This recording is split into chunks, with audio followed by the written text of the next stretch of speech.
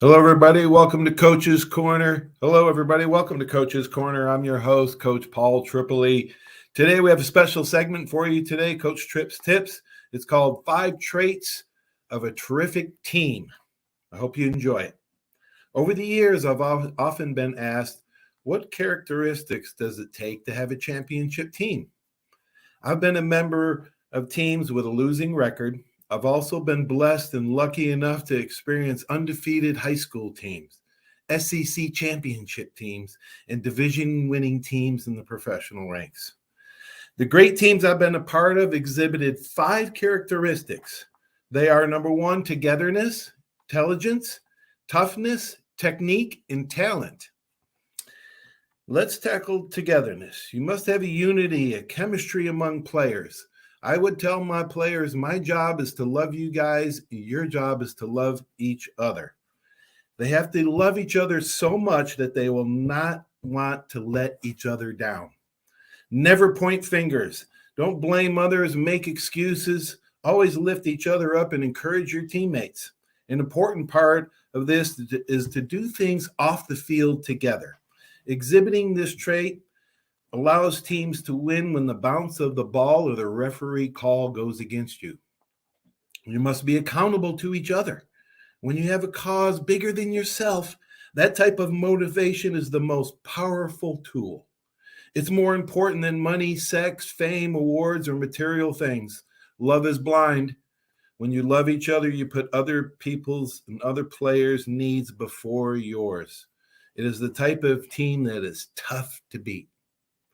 Togetherness is the most important trait of the terrific teams, but maybe the hardest to instill.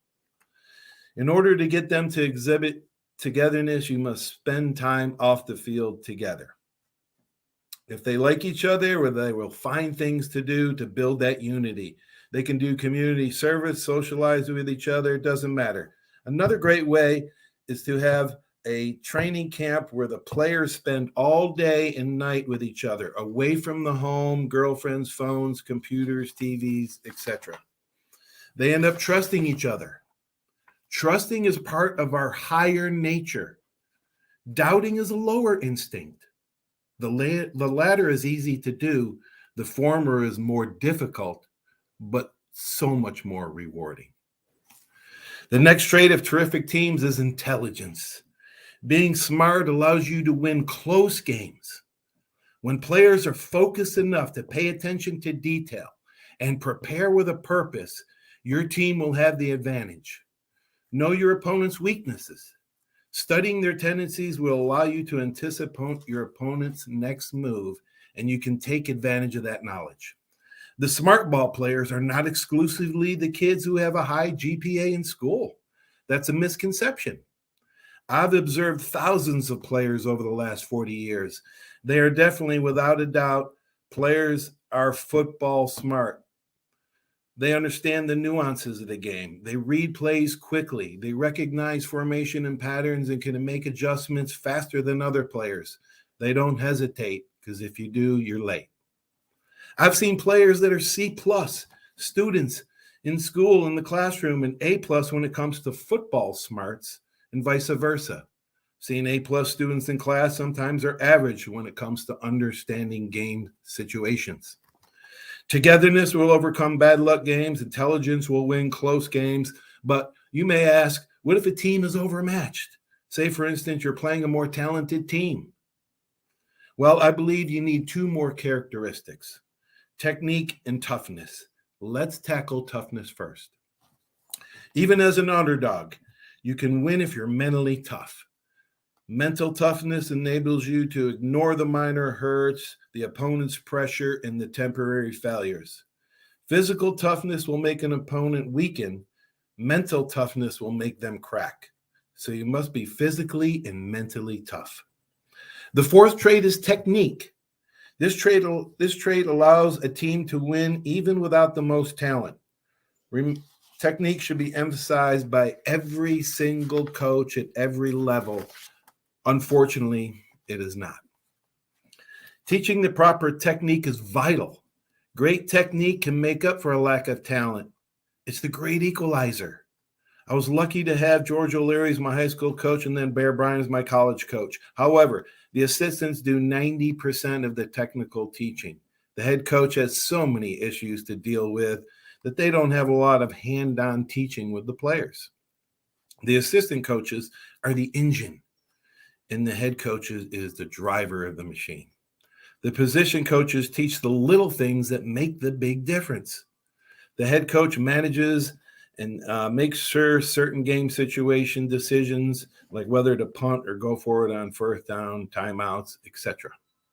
The fifth trait of a terrific team is talent. Talent will give you a chance to win most of your games. Talent alone, though, will not suffice. It is the coach's job to fit the talents into the right positions. A coach forms a system around his talent. He does not force certain talent into a system. In other words, if you have a great throwing quarterback, don't run the ball 80% of the time. So let's recap.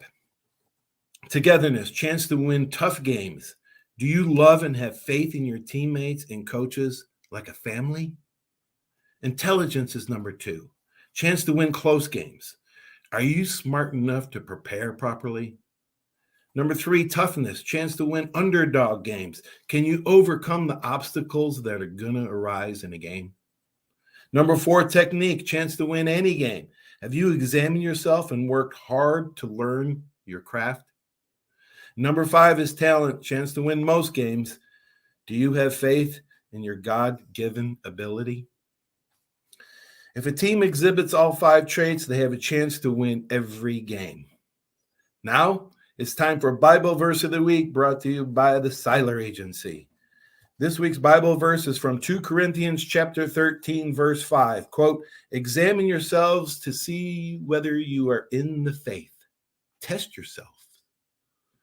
Unquote. Wow, that's powerful. I hope you enjoyed this Coach's Corner Shorts, Coach Tripp's tips on 5 terrific teams. We'll have another edition on Wednesday night. Have a great day, everybody. Talk to you soon.